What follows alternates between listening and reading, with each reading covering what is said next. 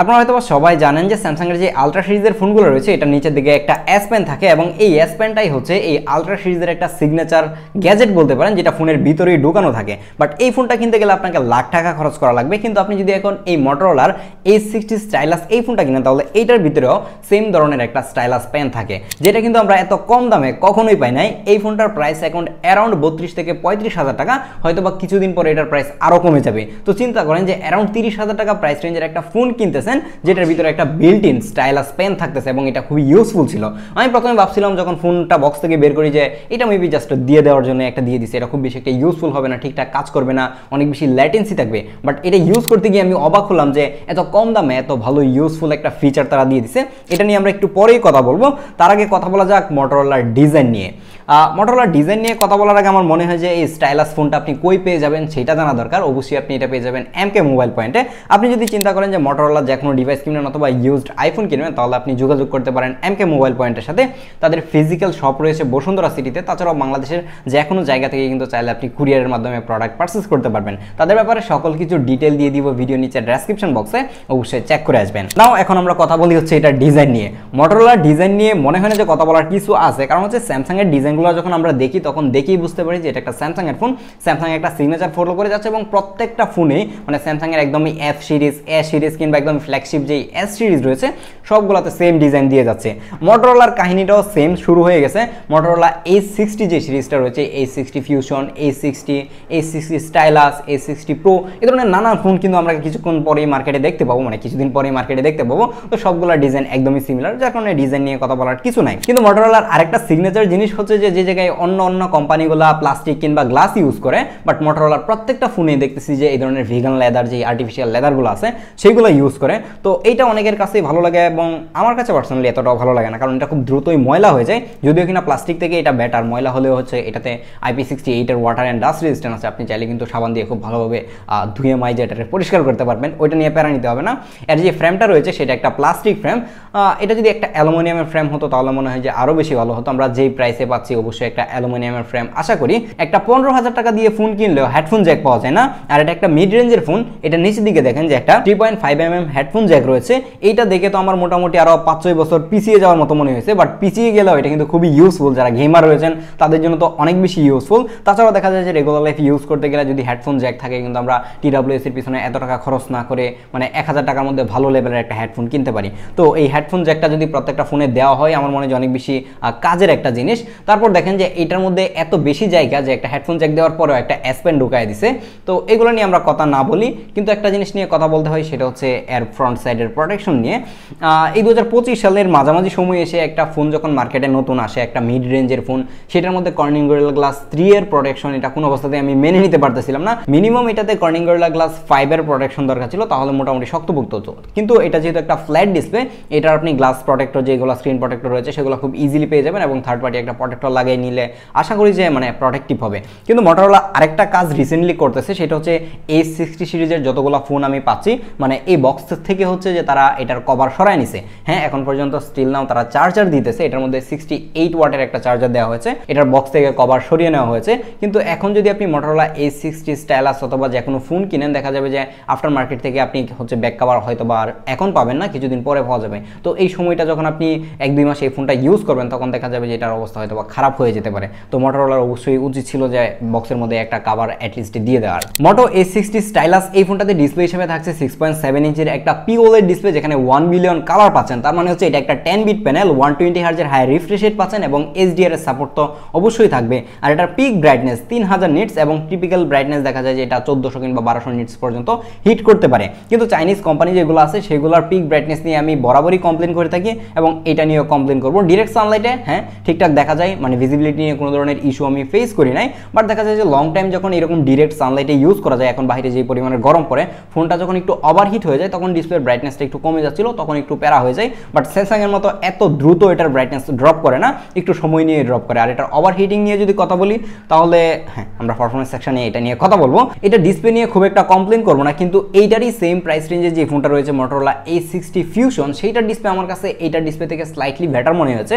এবং যারা curve display পছন্দ করেন করেন তারা কিন্তু অবশ্যই A60 Fusion যেটা সেটা দেখতে পারেন। আপনারা হয়তো সবাই জানেন যে আমি এই ধরনের ফ্ল্যাট ডিসপ্লে পছন্দ করে থাকি, কিন্তু এই ডিসপ্লেটা আমার কাছে এতটাও ভালো লাগে নাই। এই ডিসপ্লেটা আরেকটু বেশি কালারফুল হতে পারতো এবং এই ডিসপ্লের যেই কালারটা সেই কালারটা আরেকটু বেশি স্যাচুরেটেড হলে দেখতে বেশি সুন্দর লাগে, কেমন জানি একটু ফ্যাকাশে টাইপের লাগতেছিল আমার কাছে। বরাবরই একটা ব্যাপার আপনারা জানতে চান, সেটা হচ্ছে যে ভাই এটা যেহেতু অ্যামোলেড ডিসপ্লে, এটাতে গ্রিন লাইন পড়ে যাবে কিনা। ভাই আমি অ্যামোলেড ডিসপ্লে নিয়ে কোনো অবস্থাতেই কনফিডেন্সলি বলতে পারি না যে গ্রিন লাইন পড়বে কিনা।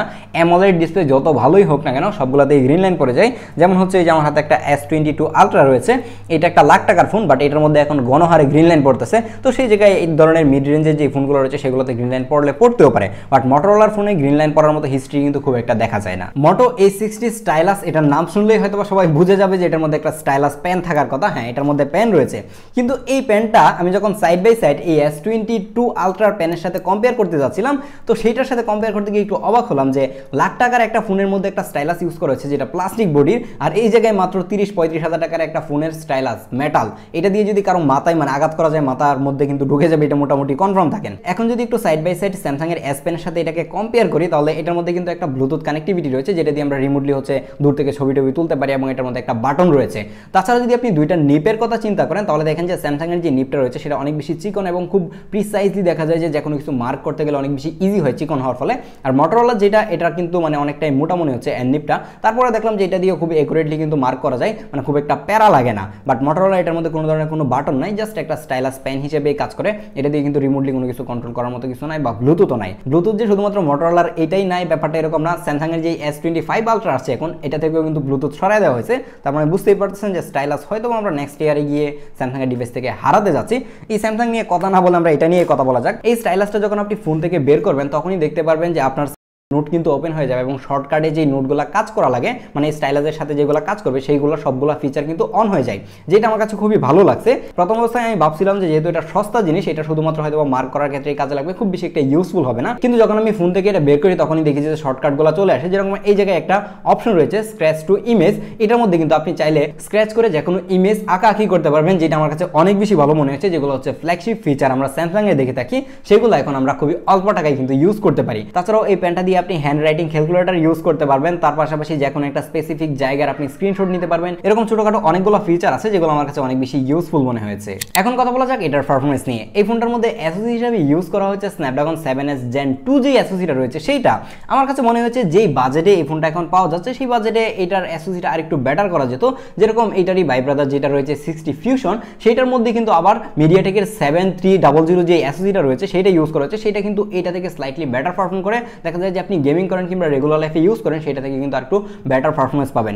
এটার পারফরম্যান্স খারাপ আমি সেটা বলতেছি না, এটা রেগুলার লাইফে ইউজ করতে গেলে আপনি কোনো অবস্থাতেই প্যারা খাবেন না, খুবই স্মুথলি ইউজ করা যায়। অ্যাপ ওপেনিং থেকে ক্লোজিং খুবই ফাস্ট ছিল, আমি কোনো অবস্থাতেই স্টার্টারিংয়ে দেখা পাই নাই এবং কোনো অবস্থাতেই ল্যাগ হ্যাং করতে দেখি নাই। কিন্তু দেখা যায় যে অনেকগুলো অ্যাপ যখন একসাথে হয়ে যায়, লাইক 10-15টা অ্যাপ যখন একই সাথে আপনি রান করে রাখবেন, তখন দেখা যাবে যে লাস্টের অ্যাপগুলো একটু কিল হয়ে যাচ্ছে। এই ধরনের টুকটাক ইস্যু খুঁজে পেয়েছি, তাছাড়া রেগুলার লাইফে ইউজ করতে আমি কোনো প্রবলেম ফেস করি নাই। কিন্তু যখন আমি গেমিং করতেছিলাম তখন গেমিংয়েও মোটামুটি ভালোই সাপোর্ট দিচ্ছিল।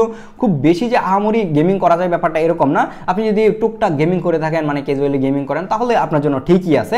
তাছাড়া যদি স্পেসিফিকলি আপনি গেমিংয়ের জন্য এই বাজেটে কোনো ফোন নিতে চান, তাহলে আপনাকে অবশ্যই সাজেস্ট করবো হচ্ছে টার্বো 4 যে ফোনটা রয়েছে, মানে রেডমি টার্বো 4, সেটা ট্রাই করতে পারেন। আর যদি মোটরোলাই আপনাকে কিনতে হয় তাহলে A60 Fusion যেটা, সেটা একটু দেখতে পারেন। আর মোটরোলা সফটওয়্যার নিয়ে খুব বেশি কিছু বলার নাই। মোটরোলা সফটওয়্যার কিন্তু একদমই ক্লোজ টু মানে স্টক অ্যান্ড্রয়েডের মতো। মোটরোলা টুকটাক কাস্টমাইজেশন করে, যেগুলো আমার কাছে মোটামুটি ভালোই লাগে। তাছাড়া দেখা যায় মোটরোলার অনেকগুলো মানে ব্লুটুথ অ্যাপ ঢুকায় দেয়, এই অ্যাপগুলো যদি আপনি ইউজ করেন চাইলে ইউজ করতে পারেন, বাট আমার কাছে খুব বেশি একটা ইউজফুল মনে হয় নাই। আর মোটরোলার এআই যেগুলো রয়েছে সেগুলো নিয়ে ভালোই কাজ করতেছে, হয়তো আমরা সামনে দেখতে পাবো যে মোটরোলার এআই আরো বেশি ইমপ্রুভ করেছে। কিন্তু এখন যে এআই গুলো আছে সেগুলোর মধ্যে যে স্ক্র্যাচ টু ড্রয়িং যে মানে এআইটা রয়েছে সেটা মোটামুটি ভালোই কাজ করে এবং দেখলাম যে এটা মোটামুটি ভালোই ইউজফুল। তো সেই জায়গায় হয়তো বা সামনে আমরা মোটরোলার এআই নিয়ে আরো বেশি ভালো ফিচার পাবো। আর এটা কিন্তু এখন মানে out of the box Android 15 আসছে। এটার মধ্যে আপনি মেজর আপডেট পাবেন 2 বছর, তার মানে হচ্ছে যে আপনি 17 এবং 18 পর্যন্ত কিন্তু অ্যান্ড্রয়েড আপডেট পাবেন, তারপরে কোনো অবস্থাতেই অ্যান্ড্রয়েড আপডেট পাবেন না। এখনকার সময় প্রত্যেকটা ফোন যে জায়গায় 6 বছর 7 বছর সফটওয়্যার আপডেট দিচ্ছে, সেই জায়গায় মোটরোলা মাত্র 2 বছর সফটওয়্যার আপডেট দিতেছে। এটা আমার কাছে মনে হয় যে 3 থেকে 4 বছর করলে আর একটু বেশি ভালো হয়, তাহলে আপনি লং টাইম ধরে একটা লেটেস্ট সফটওয়্যার ইউজ করার এক্সপিরিয়েন্স নিতে পারবেন। আর এই ফোনটার মধ্যে স্টোরেজ টাইপ হিসেবে থাকছে UFS 2.2, এটাতে যদি UFS 3.1 ইউজ করা যেত তাহলে কিন্তু আরো বেশি ভালো হতো এবং লং রানে গিয়ে কিন্তু আমরা ভালো একটা সাপোর্ট পেতাম। দেখা যায় যে এই ফোনটাকে যদি আপনি 2-3 বছর ইউজ করতে যান, 2-3 বছর পরে গিয়েও কিন্তু এটাতে ভালো একটা পারফরমেন্স পেতেন, বাট এখন দেখা যায় যে যখন 50%-এর বেশি এটার স্টোরেজটা ফুল হয়ে যাবে তখন আস্তে আস্তে কিন্তু এই ফোনটা স্লো হতে শুরু করবে। তো এই জায়গায় স্টোরেজ টাইপ হিসেবে অবশ্যই UFS 3.1 থাকলে অনেক বেশি ভালো হতো। নাও কথা বলা যাক এটার ক্যামেরা নিয়ে। এটার ব্যাক সাইডে হয়তো বা দেখে মনে হচ্ছে যে 4টা ক্যামেরা ইউজ করা হয়েছে, না, এটার ব্যাক সাইডে মাত্র 2টা ক্যামেরা ইউজ করা হয়েছে। একটা 50 মেগাপিক্সেলের মেইন লেন্সের পাশে একটা 30 মেগাপিক্সেলের আলট্রা ওয়াইড ক্যামেরা। এখন বলতে পারেন তাহলে এর সাথে যে আরেকটা ক্যামেরার মতো দেখা যাচ্ছে এইটা কি? এটা কি তাহলে ইউজলেস জিনিস? এইটাও বলতে পারেন যে ইউজলেস, আবার কিছুটা কাজেরও বলতে পারেন। এটাকে তারা অ্যাম্বিয়েন্ট সেন্সর বলতেছে। রিসেন্টলি হয়তো আপনারা একটা বাংলাদেশে প্রচুর রিয়েলমির স্ক্যাম নামে শুনতেছেন যে রিয়েলমির মধ্যে 3টা ক্যামেরা বসানোর ভিতরে একটা ক্যামেরা, না, ওই জায়গায় 3টা ক্যামেরা না, ক্যামেরা মাত্র 2টা, একটা মেইন লেন্স আর একটার পাশে হচ্ছে অ্যাম্বিয়েন্ট সেন্সর, যাই বলেন না কেন এরকম একটা সেন্সর ইউজ করা হয়েছে যেটা ফ্লিকারিং, কাট অফ করে, কিংবা আপনি যেই লাইট কন্ডিশনে ছবি কিংবা ভিডিও করবেন সেই অ্যাম্বিয়েন্টটা বুঝে তারপর হচ্ছে যে ছবি টবি তোলে। তো এইগুলো আমার কাছে মোটামুটি স্ক্যামিংই মনে হয়, খুব বেশি একটা ইউজফুল না। এটাকে আমি টেস্ট করে দেখেছি যে খুব আহামরি চেঞ্জ কিন্তু আসে না। দেখা যায় যে অনেক বেশি কমপ্লিকেটেড লাইট কন্ডিশনে যখন ছবি তুলি আমরা তখন ফ্লিকারিং চলে আসে, ভিডিও করতে গেলে ফ্লিকারিং করে, তো সেইগুলোকে কাট অফ করে। বাট ওইভাবে যে অনেক বেশি কাট অফ করতে পারে এরকম কোনো কিছু আমি খুঁজে পাই না, যার কারণে আমার কাছে এটা ইউজলেসই মনে হয়েছে। তাছাড়া যদি আপনি আর মেইন লেন্সের ইমেজগুলো দেখেন, দেখবেন যে খুবই শার্প এবং ডিটেল ইমেজ দিতে পারে। আর মোটরোলা যে স্যাচুরেটেড কালার দেয় সেই কালার সবার কাছে এখন ভালো লাগে।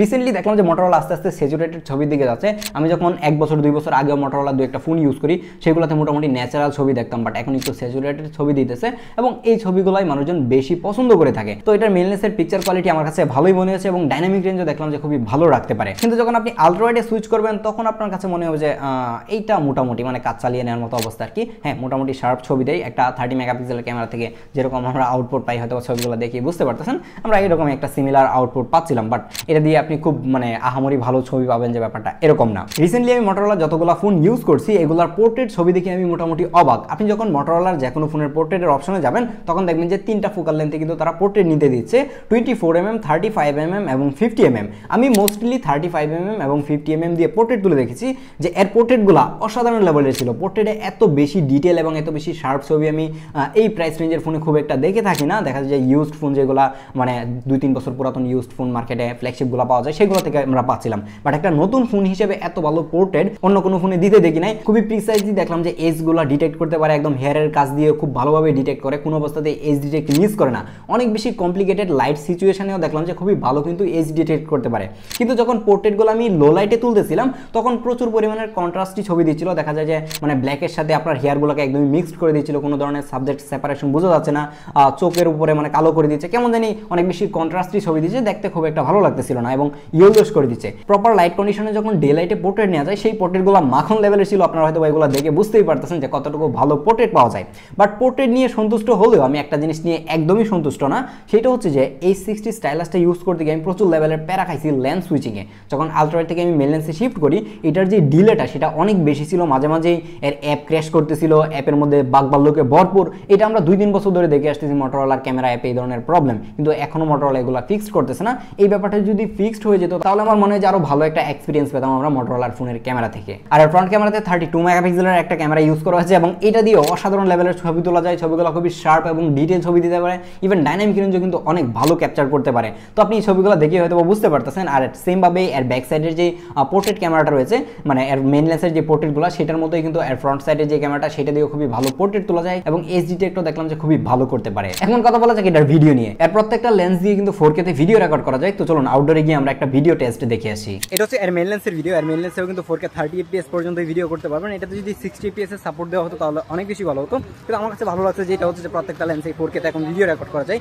এটাই হচ্ছে ভালো ব্যাপার। এর মেইন লেন্স দিয়ে এরকম একটা আউটপুট পাবেন এবং ডাইনামিক রেঞ্জ কতটুকু ভালো রাখতে পারে আই থিঙ্ক একটা আইডিয়া করতে পেরেছেন। এটা হচ্ছে এর আলট্রা ওয়াইডের ভিডিও। আলট্রা ওয়াইড দিয়ে যদি আপনি ভিডিও করেন তাহলে এরকম একটা ভিডিও পাবেন এবং এটা দিয়েও কিন্তু 4K 30 fps পর্যন্ত সর্বোচ্চ ভিডিও রেকর্ড করতে পারবেন। এটার আলট্রা ওয়াইডের ভিডিও 4K হলেও খুব বেশি যে আহামরি ডিটেল থাকে ব্যাপারটা এরকম না, মানে অন্য যে 1080p ভিডিওগুলো রয়েছে সেগুলো থেকে স্লাইটলি বেটার। ফাইনালি মোটরোলার ফ্রন্ট ক্যামেরাতে আমরা কিন্তু 4K সাপোর্ট পেয়ে গেছি। এখন এই ফোনটা দিয়েও কিন্তু 4K তে আপনি ফ্রন্ট ক্যামেরা থেকে ভিডিও করতে পারবেন আর প্রত্যেকটা লেন্স দিয়ে কিন্তু এখন 4K তে ভিডিও রেকর্ড করা যায়। মোটো A60 স্টাইলাস এই ফোনটার মধ্যে একটা 5000 mAh এর ব্যাটারি ইউজ করা হয়েছে এবং এই ব্যাটারি দিয়ে অনায়াসে এই ফোনটা থেকে আপনি 8 ঘন্টার মতো স্ক্রিন অন টাইম পাবেন। 7 থেকে 8 ঘন্টার মতো স্ক্রিন অন টাইম এভারেজে আমি পাচ্ছিলাম। তো মোটরোলার ফোনগুলোতে আমার মনে হয় যে সিলিকন কার্বন ব্যাটারি ইউজ করার সময় চলে আসছে।